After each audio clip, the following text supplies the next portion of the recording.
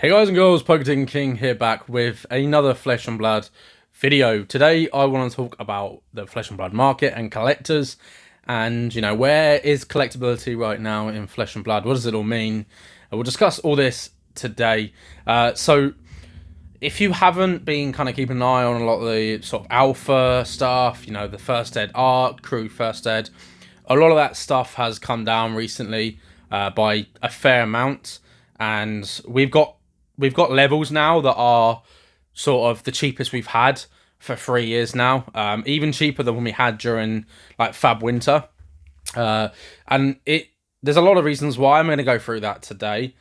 So there's been recent sales of cases of first edition Crucible of War for like $1,000. I'll talk about dollars because like most of these sales are dollars, but for 1K, I saw a WTR Alpha and Arc First Edition, both of those cases together sold for 9K, which is ridiculous, very cheap. We're getting boxes of Crucible of War now selling for below $300, obviously on their own. Arc's been really cheap, like Alpha as well, like $1,400, $1,500 for WTR, potentially even cheaper if people are buying larger amounts. And the cold foils have been affected as well. So we had some recent auctions, which I'll put some photos up here, on eBay, where a lot of the common alpha cold foils sold for all sub $100, as cheap as $59, I think the cheapest one was, which is absolutely mad. I did bid on some of them, but with the global shipping program, it just works out a bit. It kind of works out a bit more expensive, and I generally didn't think some of them were going to go for that cheap, like the Goliath Gauntlet, Breaking Scales, and the cross strap sold for a lot less than I thought. The iron plate stuff, like I get why some of that is cheaper. Like, it is what it is. So some of the reasons why a lot of this stuff is dropping down is, and I don't think there's a reason to be alarmed. I don't think Flesh and Blood is struggling or anything like that. I think Flesh and Blood's in a really good place, as I've said.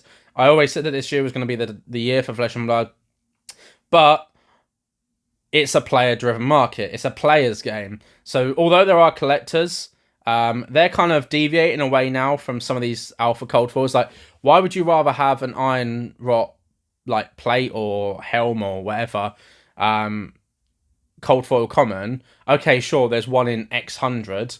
We know that how the print runs, so we know how many copies are made, but versus a Marvel hero which looks beautiful, which looks stunning, you look at the Rosetta forms, you look at the dragons, the angels, some of the Marvel weapons from Dynasty, like there's so much more to collect now. Even the extended arts, like the promos, like there's some really nice cards being made now that just absolutely blow these older cards out the park. And okay, sure, these older cards are on paper rarer, but that doesn't really mean very much to the average collector now, because they want cards that look pretty, which makes sense. Like, wouldn't you? Like, if you had the choice of that versus a Marvel Enigma, like, you're going to go for the Enigma. And that's the reason why a lot of these stuff is selling so cheaply, because, okay, people might want a set for their Alpha collection, but bar that, they're going to sell those, and they're going to buy some stuff from new sets that they want, maybe from Misfail or from Rosetta. So I think that's one of the main reasons, is simply that there is just more choice out there now than there was like when the first sets you came out. There's just more things to collect. The market's constantly moving, and I say this, as a single seller, the singles market is absolutely amazing. The sell-through rates on a lot of these cards are through the roof. Like, Rosetta obviously did really well, obviously the ProQuest season. Then we had the Jarl Armory deck, the special one that got announced, and then Ice stuff started moving because it's Ice Guardian.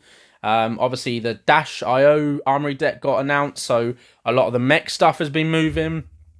So we've had like so much movement in the market. Obviously Rosetta, we had the Runeblade stuff moving massively. We've had Guardian stuff.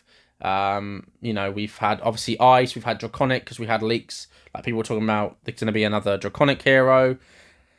And I think that's, there's so much out there to buy, and I think the market's really healthy in terms of like the game stability going forward. But yes, a lot of the collectors probably have sold parts of their collection. Maybe I know a lot of collectors have left the game.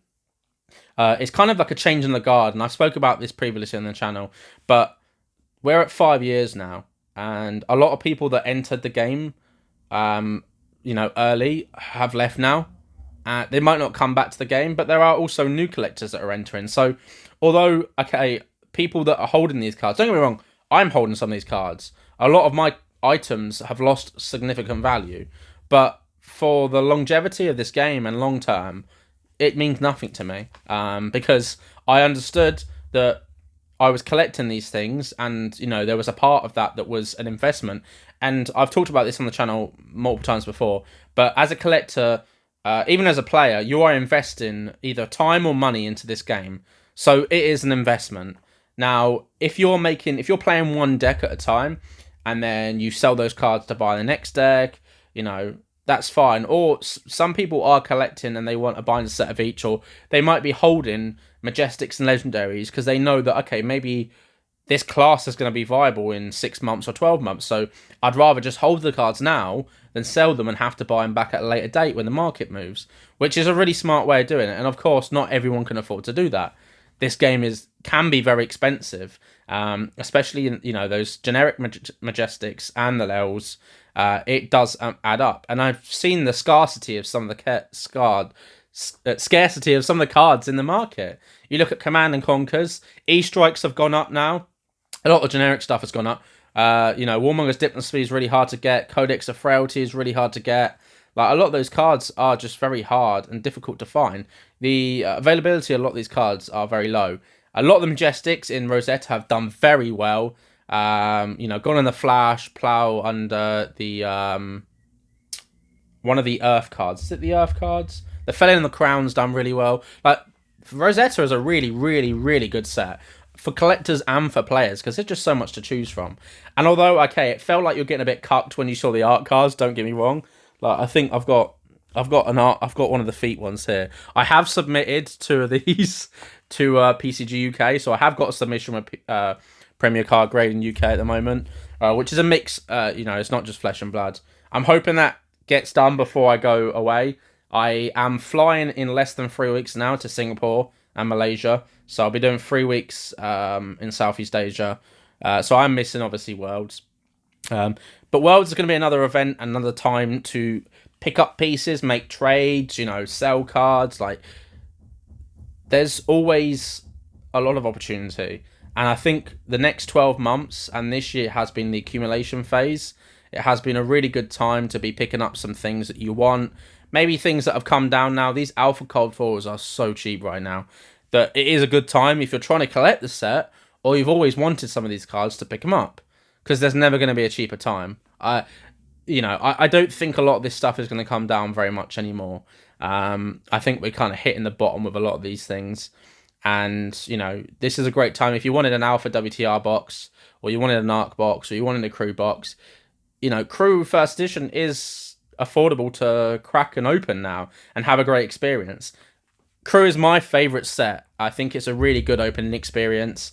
It feels a little bit bad when you hit a rare or common cold foil, don't get me wrong. But there are so many nice cards in there, and obviously where it's a supplemental set, you've got the different classes. A lot of that equipment is really good.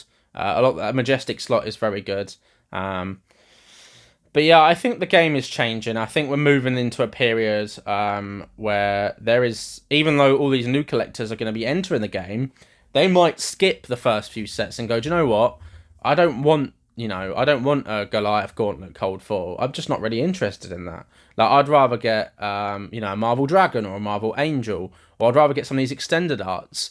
Some of these extended arts look really pretty from the newer sets. You've got the Rainbow Foil extended arts. They're so good. I hope that we get old arts back like we had with Channel 8 Frigid and Rewind. But, there is just so much to choose from right now. And that's not even considering the fact that we are pretty much in a golden age of TCGs right now. It is a renaissance era of TCGs. We've got so much to choose from. One Piece, we've got Star Wars, Union Arena English has just come out, so that's going to be taking some of it. We've got Lorcana, we've got a Gundam TCG now coming out. There's so much out there, that's kind of prying eyes away, that, people maybe have been a bit pickier with what they kind of get now, and they're not just going to pick up because they're rare. Because, sure, they're rare and okay, there's X amount of them, but that's very relative to the amount of people that want them. It is simply supply and demand. And that's why these alpha common cold foils are a dime a dozen. You can find them very easily, whereas some of these really playable stuff is very hard to find. Rainbow foil majestics, I think people are starting to pick those up now. They're realising actually a lot of these rainbow foil majestics are actually really rare because there's a reprint policy, right? They're not going to reprint the rainbow foils that are in sets.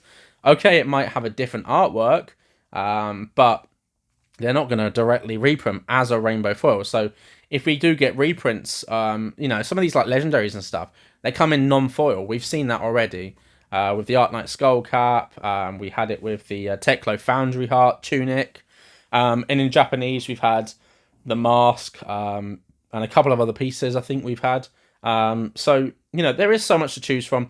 I don't think it's doom and gloom. I think it really is just... It is what it is. It is what it is, really, at the end of the day. But this is a great opportunity to be picking up some bits that you want. Don't follow the trends. Don't follow the herd. A lot of people will be picking up the same things.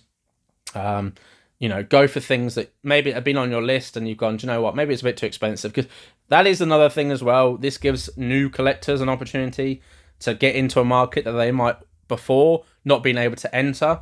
I know a lot of people are going to be going, oh, well, my investments have lost loads of money and, blah, blah, blah, blah, blah. And it's like, yeah, okay, I get it. I understand. No one wants to lose money, but at the end of the day, complaining about it is not going to change anything. This also gives new collectors an opportunity to pick those up. Maybe they want to do a non-foil alpha set. Maybe they're looking at going, do you know what, I want to do an Arc set, or I want to do a Monarch set, or a Tales of Aria set. It does give people another opportunity to enter a game that before, look, the game's only 5 years old, right? Some of these prices were ridiculous anyway. Let's be honest, they were not realistic. So if you were, sitting there thinking my alpha box is going to sit at 5k forever and keep going up, then you were deluded and you probably shouldn't have bought an alpha box in the first place. These things change. You look at first edition jungle boxes, Fossil, Team Rocket. They were very cheap for a very, very long time. And it's only sort of the last 5 years that we've kind of seen these big movements in the Pokemon market. But a lot of this stuff was very, very cheap for ages. Flesh and Blood probably, it kind of... it kind of moved a bit quickly. I think it moved too quickly. There are a lot of people in this game that are holding heavy bags and they are not willing to buy back in. So they're kind of just watching these things crash. And they don't want to sell, and they just kind of want to be a bit negative about it. But if you're not contributing to Fab and you haven't really bought or sold or traded or played the last few years, do you really have a right to complain about it? Like, okay, maybe you helped early on when the game was starting, but that might have been part of the problem as to why these prices became unreasonable in the first place, let's be honest. And we all know what happened with Monarch and the fake demand that LSS thought, and that was detrimental to the game. The game could have died because of that. I think investors, collectors, and players they're all equally important for the game. But right now, we are kind of in a period where investors kind of are a little bit irrelevant in the game. They're not as important as they have been in the past, and as important they might be in the future. But this is definitely not a bad time to be a collector in Flesh and Blood. There's a lot more to choose from now. Spend time, keep an eye on prices, assess the market. There's a lot of great people out there making regular videos on the market. You got Ridderman Gaming, you got Stackswell, you got Jacob, who is also doing really great things. And my mind has completely escaped what his actual YouTube is right now. But I'll link in the description below. But they're three great people that and Jacob's fairly new to it. I say fairly new, I think within the last 12 months. But he buys a lot of collections. He talks about the market a lot. And he does like weekly uploads as well, which is great. So it's kind of finger on the pulse, very active. Whereas I know Stackswell has, had time out and stuff. So he hasn't been as consistent with his uploads. But yeah, so let me know in the comments below what you think of Flesh and Blood, the collectability in the game right now. Is there things that you're now going to pick up that you couldn't afford before? Are you kind of keeping on the sidelines? Are you not really anything you want to buy right now? And as always, hit the links in the description below. Check out, if you want to get Tokyo Treat, you can use my code PugatinKing for $5 off your first order.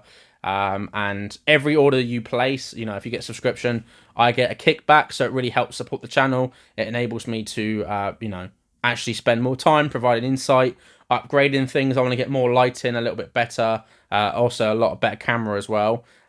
So, that kind of helps, it's all sort of contributes back to the channel. And I want to say thank you for everybody that does watch my videos and is subscribed, because I recently hit 6,000 views on a recent video, which was my market roundup of TCGs. That video did really, really well. It's my best performing TCG video. So I really do appreciate that. Thank you very much. And if you want to become a member, I do monthly member only videos where, you get exclusive content that goes behind the scenes and the bits that I do, as well as the collections that I show. I won't be showing those off anymore for non-members. It'll only be for members, and you get content 24 hours early, and you get 5% off my store.